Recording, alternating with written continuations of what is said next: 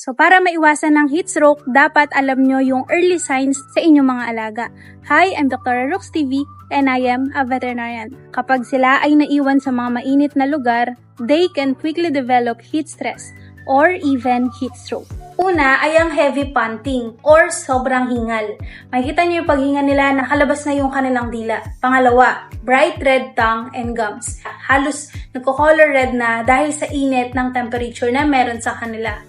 Pangatlo, weakness. Ito na yung parang natutumba sila, nanghihina yung kanilang katawan, vomiting and diarrhea, lalo na kung late stage na. And last, nag-collapse and seizures. Ito na yung late stage ng heat stroke na dapat bago mangyari yan, nadala nyo na sa inyong veterinarians.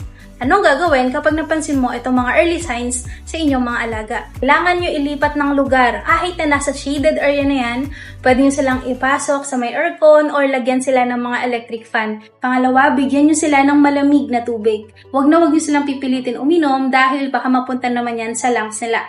And at the same time, huwag nyo silang bibigyan ng mismong yelo. Pwede yung malamig, pwede yung cool water, pero huwag na huwag yung nagiyelo. Pangatlo, pwede nyo silang punasan ng wet towel kahit lagyan nyo ng malamig na tubig sa kanilang singit, paa, noo, tenga, at kahit paliguan nyo sila, pwede, wag lang yung talagang puro yelo. Dahil yun nga, pwedeng mas lalong mag-collapse, mag-shock yung inyong mga alaga. And last, make sure na meron kayong thermometer sa bahay. Ito yung mga digital thermometer para ma-monitor lang yung kanilang temperature.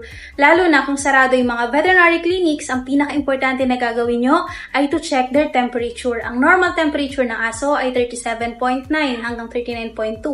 Kapag sila ay umabot, usually sa heat stroke, maabot yan ng 42 or naka-letter H, ibig sabihin hindi na ma-detect sa sobrang taas ng temperature. Ay kapag pinupunasan nyo yung kanilang singit, paa, dapat naka-monitor din kayo sa temperature kahit every 10 minutes, 5 minutes, 10 minutes, 15 minutes, just to make sure lang na hindi naman sobrang bababa yung kanilang temperature. Habang ginagawa nyo yan, sana meron na kayong nahanap na veterinary clinic para dalhin sila.